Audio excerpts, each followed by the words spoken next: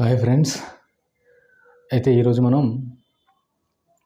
Competitive ఎగ్జామ్స్కి, పోటీ పరీక్షలకి, అలాగే మన academics 10th, inter, degree, PG ఇవన్నిట్లలో మనం చదివిన చదువులకి ఏమన్నా సంబంధం ఉందా?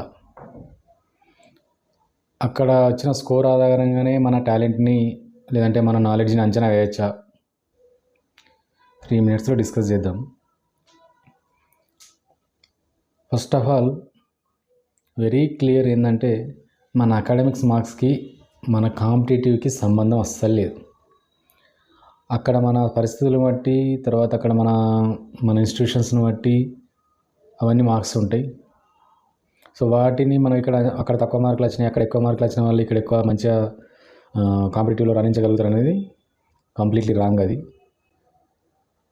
ఇంకా ఇన్ఫ్యాక్ట్ నాకు తెలిసిన వరకు చెప్పాలంటే అక్కడ యావరేజ్గా లేదంటే మొత్తానికి చదవని వాళ్ళకే తొందరగా జాబులు వచ్చిన సందర్భాలు ఎక్కువ ఉంటాయి.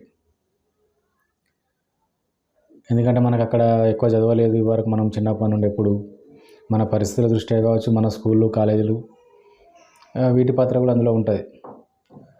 సో దాన్ని బేస్ చేసుకుని మనం అస్సలు డిసప్పాయింట్ కావాల్సింది ఏదీ లేదు. ఎందుకంటే ఈ కాంపిటేటివ్ ఎగ్జామ్స్లో టాపర్స్ కన్నా మామూలుగా చదివిన వాళ్ళు లేదంటే యావరేజ్ స్టూడెంట్స్ అంటాం కదా, వాళ్ళే ఎక్కువ మనకు తొందరగా జాబ్ వచ్చిన పరిస్థితులు కనబడతాయి. కొంతమంది అయితే ఓపెన్ డిగ్రీతో ఐఏఎస్లు, ఐపీఎస్లు అయిన వాళ్ళు కూడా ఉన్నారు. సో డిగ్రీ ఎలిజిబిలిటీ కావాలి, డిగ్రీ ఉంది. సో దాని మార్క్స్ ఇక్కడ ఏం చూడరు కాబట్టి మనకు అసలు దాంతో సంబంధం లేదు.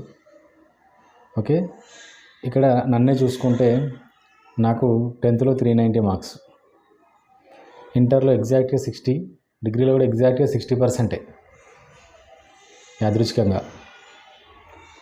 సో బరాబర్ మనకు ఎంత కావాలో అంతే వచ్చింది. కాకపోతే మనకు అప్పుడు కానిస్టేబుల్ టైంలో 2016లో మాత్రం నాకు గుర్తున్నంత వరకు 3 monthsలో నాకు అప్పుడు జాబ్ వచ్చింది. సో అంటే 3 monthsలోనే జాబ్ కొట్టచ్చని నేను చెప్తలేను. కాకపోతే నేను అంతకుముందు స్కూల్లో టీచ్ చేసిన కాబట్టి ఆ సబ్జెక్టు, తర్వాత కొన్ని సబ్జెక్టు పైన కొంచెం అవగాహన ఉండడం వలన ఫస్ట్ నుండే నాకు కొంచెం అది యూజ్ అయ్యి ఇక్కడ తొందరగా జాబ్ వచ్చింది అప్పుడు. ఇంకోటి ఏంటంటే ఈ నార్మల్ మనం చూసుకుంటే ఈ పోటీ పరీక్షల్లో టాపర్స్ కన్నా యావరేజ్ స్టూడెంట్స్కే ఎక్కువ సక్సెస్ రేట్ ఉంటుంది, వీళ్ళకి తొందరగా సక్సెస్ వస్తుంది. సో ఇలాంటి నేపథ్యంలో అకాడమిక్స్కి మన పోటీ పరీక్షలకి అసలు సంబంధం లేదు.